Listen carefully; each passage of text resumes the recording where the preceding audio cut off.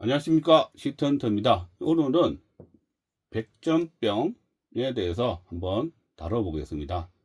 백전병은 이거를 아이크라고 읽는 사람도 있고 이크라고 읽는 사람도 있고 이치라고 읽는 사람도 있던데요.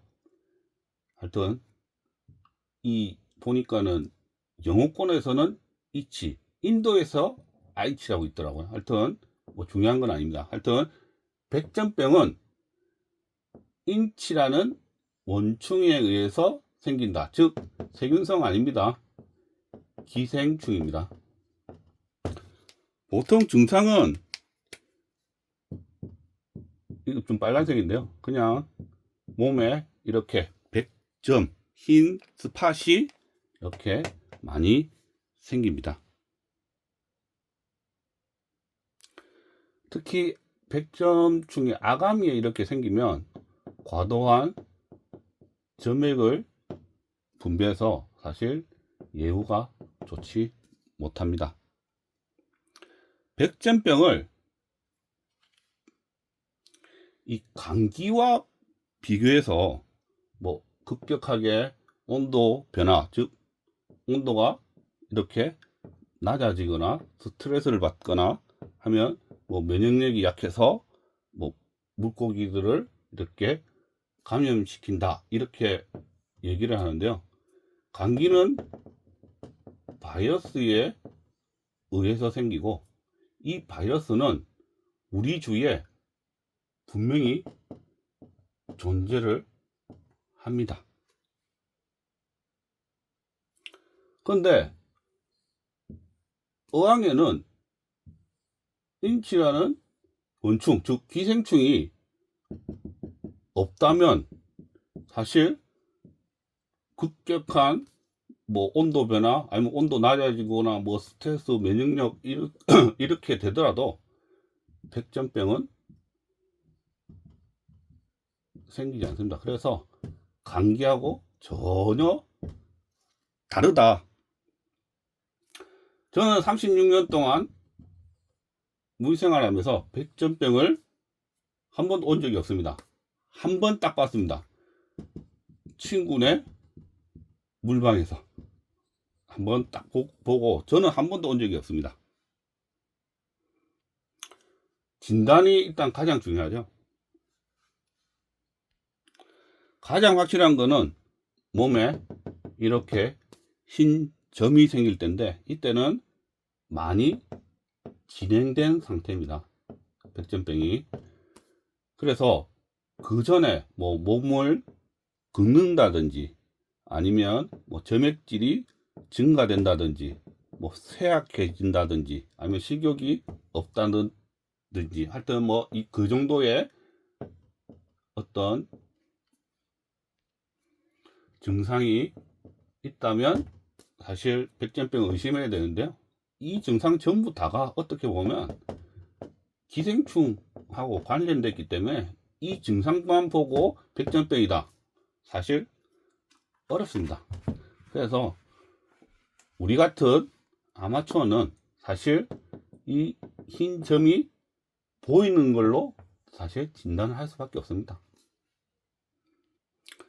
근데 흰 점만 보이면 무조건 백전병이다, 사실 그것도 맞는 말은 아닙니다. 왜냐면 테트라 히메나나 에피스틸리티스 같은 경우는 좀 많이 비슷합니다.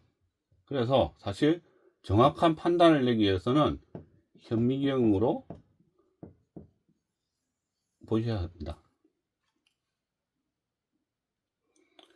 보면 각 단계별로 보면 이름이 있는데요. 우리가 뭐 이름까지 알 필요는 없고 이 백점충이 이렇게 몸에 붙어서 성충이 됩니다. 성충이 되면 이놈들이 몸에서 숙주에서 떨어져서 이렇게 방출됩니다. 그리고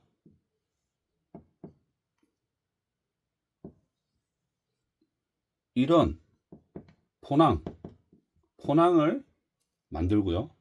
이 안에서 엄청나게 많은 숫자가 증식을 합니다. 그리고 새끼죠. 부화를 하면 요렇게 터지고 이게 다시 숙주를 찾아서 요렇게 물에 떠다닙니다. 그래서 다시 이 물고기한테 부착하고 성충되고 요런 사이클을 그립니다. 그래서 우리가 약을 써야 되는데요. 약이 듣는 단계는 요 단계 그리고 요 단계입니다. 이 물고기한테 이렇게 붙어 있을 때는 이 막을 형성하기 때문에 약이 안 듣습니다. 그리고 이 포낭을 형성할 때도 젤라틴 같은 이런 막을 형성하기 때문에 요것 때는 안 되고요. 요 단계와 요 단계에서 치료가 가능한데 요 단계가 제일 좋겠죠. 자, 다음은 치료 방법입니다. 온도를 28에서 30도까지 천천히 올려라. 온도를 높이는 이유는 아까 사이클 이게 좀 빨리 돌리기 위해서입니다. 그리고 두 번째, 소금욕. 사실 소금욕으로 인치가 죽지는 않습니다. 차라리 뭐 소금욕으로 죽일 거면 차라리 약을 쓰는 게 낫고요. 하지만 인치에 의해서, 즉 100점 충에 의해서 죽는, 즉 사망률은 낮출 수가 있다고 합니다. 그리고 뭐 치료약은 너무 많기 때문에 뭐 그냥 언급만 하겠습니다. 말라카이트, 그린, 메틸렌, 블루, 포르말린, 구리 기반, 뭐 규프라민 같은 거.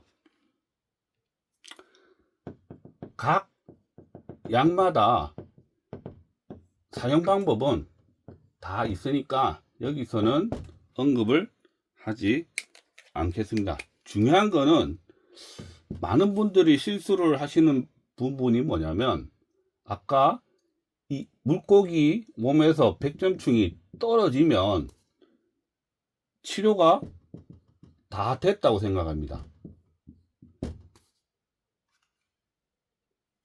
근데 앞에서 말씀드렸듯이 성충이 떨어지고 포자를 낭종을 형성하고 다시 그게 분할해서 자충이 생기고 새끼 충동이 생기고 다시 이렇게 나가기 때문에 아까 치료 효과는 이때하고 이때라고 했습니다. 그래서 단순히 몸에서 100점이 안 보인다, 치료 다 된 게 절대 아니고요.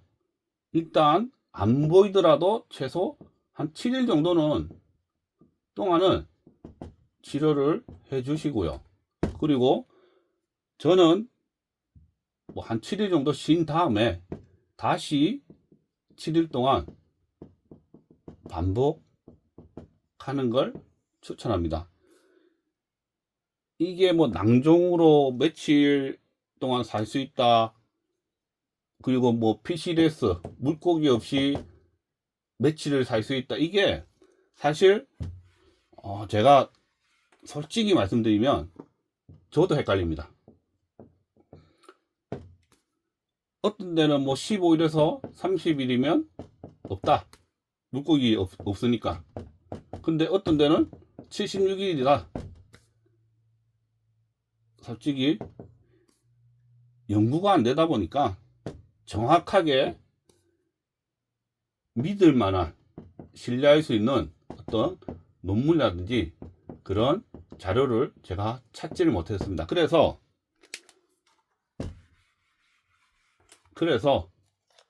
말씀드렸듯이 7일 정도 치료를 하고 시약을 하고 7일 정도, 이렇게 최소 2번 정도는 치료를 해 주시고 그리고 지속적으로 관찰을 하시는 게 맞지 않나, 저는 그렇게 생각합니다. 사실 백전병은 비교적 치료가 쉽습니다. 비교적. 근데 백전병하고 가장 비슷하면서 치료가 어려운 게 이 테트라 히메나입니다.